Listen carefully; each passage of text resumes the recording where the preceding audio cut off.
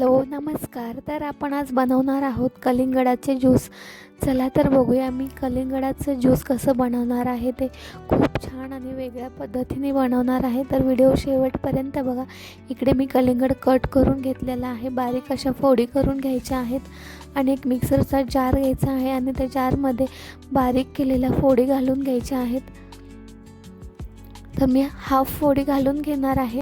फोडी घालून झाल्यानंतर 1 चमचा साखर घालायची आहे आणि 4 ते 5 पुदिन्याची पानं घालायची आहेत आणि त्यानंतर मिक्सरला बारीक करून घ्यायचं आहे. तर अशा प्रकारे बारीक झालेलं आहे. तर आपण आता गाळून घेऊयात. तर गाळणीमध्ये असा छान हलवून गाळून घ्यायचं आहे.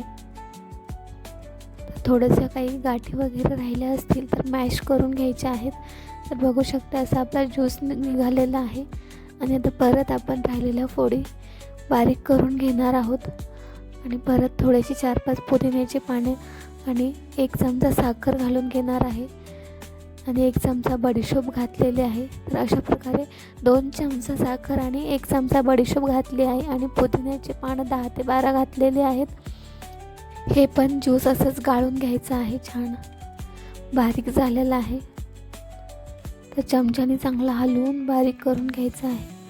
बघू शकता तुम्ही पूर्ण असं गाळून झालेलं आहे आणि ज्यूस पण बनवून झालेला आहे. आता आपण ह्याच्यामध्ये अर्धा लिंबू पिळून घेणार आहोत. तर लिंबाने खूप छान टेस्ट येते, त्यामुळे लिंबू नक्की पिळून बघा आणि अर्धा चमचा मीठ घालायचं आहे आणि पूर्ण हलवून मिक्स करून घ्यायचं आहे. 2 ते 3 बर्फाचे तुकडे घातले आहेत मी. तुम्हाला आवडत असतील तर घालू शकता, नसेल आवडत तर तुम्ही फ्रीजमध्ये असंच ठेवा 1 तासभर आणि पिण्यासाठी घ्या. आता इकडे मी ग्लासमध्ये ज्यूस काढून घेणार आहे पिण्यासाठी. तर दोन्ही ग्लास मी भरून घेतलेले आहेत आणि इकडे मी सब्जाच्या बिया आधीच भिजत घातल्या होत्या, त्या 2 चमचे मी घालणार आहे. ह्या ग्लासमध्ये 1 चमचा आणि ह्या ग्लासमध्ये 1 चमचा. तर 2 चमचा सब्जीच्या बिया घातल्या आहेत आणि ज्यूस असा आपला छान बनवून झालेला आहे. तर खूप छान आणि टेस्टी ज्यूस झालेला आहे.